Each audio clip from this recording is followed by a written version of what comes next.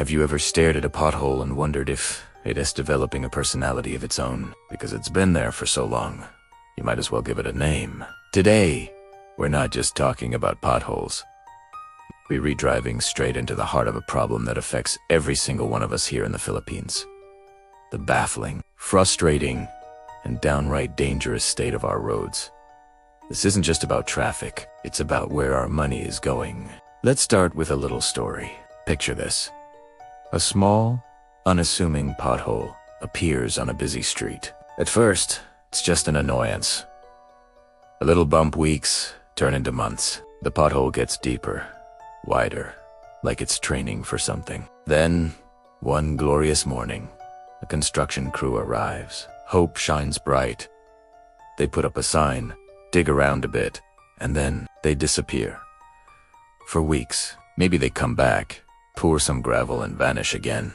A project that should take a day stretches into a saga longer than your favorite teleseries.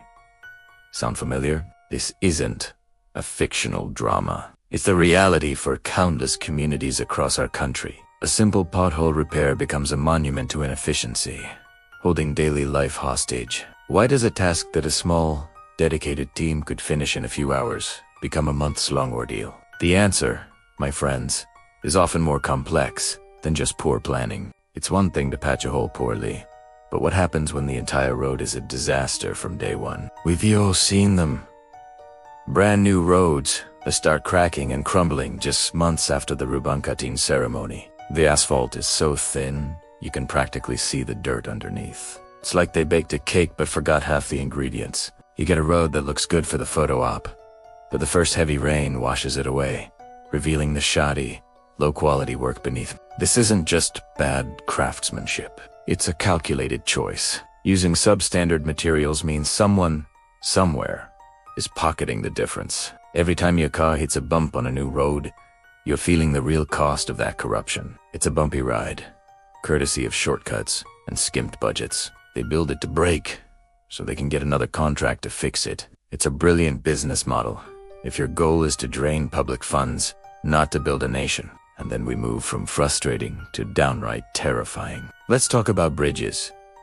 Bridges are our lifelines. They connect towns, bring goods to market, and allow children to get to school. But what happens when that lifeline is literally broken? All over the country, there are stories of bridges that are half-finished. Bridges that have collapsed, or bridges that are so old and poorly maintained, they look like they belong in an action movie stunt scene.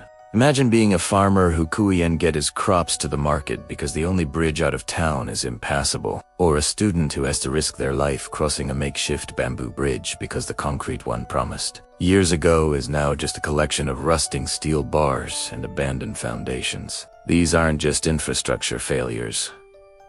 They are broken promises. They isolate communities, stifled economic growth, and put lives at risk every single day. A broken bridge is a powerful symbol of a disconnect, not just between two pieces of land, but between the government and the people it's supposed to serve. So, let's connect the dots. The never-ending pothole repair, the paper-thin asphalt, the collapsing bridges, they all point to the same root cause. This isn't just about incompetence. It's about a systemic issue where public funds intended for vital infrastructure are allegedly diverted, misused, or simply vanish. Think about the billions of pesos allocated for road projects every year. Where does it all go? When a project is awarded, the budget seems to shrink at every level it passes through. By the time it reaches the actual construction, what's left is a fraction of the original amount, forcing contractors to use cheap materials and cut corners just to make a profit. It's a web of collusion, from bidding to implementation, where the ultimate victim is the Filipino taxpayer. We pay our taxes faithfully, expecting safe roads and functional bridges in return. Instead, we get a constant, costly cycle of repair and reconstruction. We're paying a premium price for a bargain bin product, and the cost isn't just measured in pesos, but in lost time, vehicle damage, and tragically, sometimes even lives. The impact of this goes far beyond a bumpy commute. It seeps into every aspect of our lives. Economically, bad roads mean slower delivery of goods, leading to higher prices in the market. It discourages tourism and investment in rural areas, Think of the beautiful destinations in our country that are a nightmare to get to. We're sitting on gold mines that are inaccessible because of neglect. Socially, it affects our quality of life. Hours stuck in traffic or hours we're not spending with our families, being productive or resting. For emergency services, a poorly maintained road can be the difference between life and death. How can an ambulance or a fire truck respond quickly when the roads are designed like an obstacle course? It puts a strain on our vehicles, forcing us to spend more on maintenance and repairs. It's a hidden tax that we all pay, a daily penalty for a system that is failing us. This is not the build we were hoping for. It's more like break. So, what can we do? It's easy to feel powerless, to just sigh and swerve around the next pothole. But we are not powerless. The first step is to refuse to accept this as normal. We need to hold our officials accountable. The age of social media gives us a powerful tool. Take pictures, take videos, document the broken roads, the ghost projects, the ridiculously long repairs in your area. Post them online. Tag your local government units, your congressmen, your senators. Use hashtags. Create noise. When a road project is announced, ask for the details. What's the budget? Who is the contractor? What is the timeline? Transparency is the enemy of corruption. We need to demand clear and accessible information. Citizen-led audits and community vigilance can put pressure on those in power to do their jobs properly. Furthermore, we need to be smarter voters. When elections come around, let's look beyond the catchy jingles and empty promises.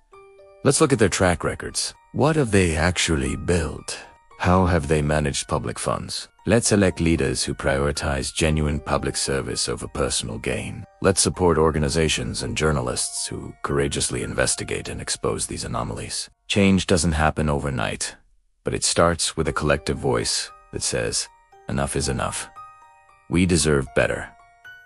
Our country deserves better. We deserve roads that connect us, not DB-they-was. Bridges that stand for progress, not for corruption. We deserve infrastructure that is built to last for generations, not just until the next election. The road ahead is long, and much like the ones we travel on, it's full of holes. But it's a journey we must take together. Let us be the generation that stops tolerating mediocrity and demands the quality of governance and infrastructure that every hardworking Filipino deserves. Let's pave the way for a better, smoother, and more prosperous future for the Philippines. It starts with us, right here, right now. Thank you for watching and for caring about our country. If this message resonates with you, please share this video, like, and subscribe for more content that matters. Let's keep the conversation going in the comments below. Stay safe, stay vigilant, and let's drive the change we want to see.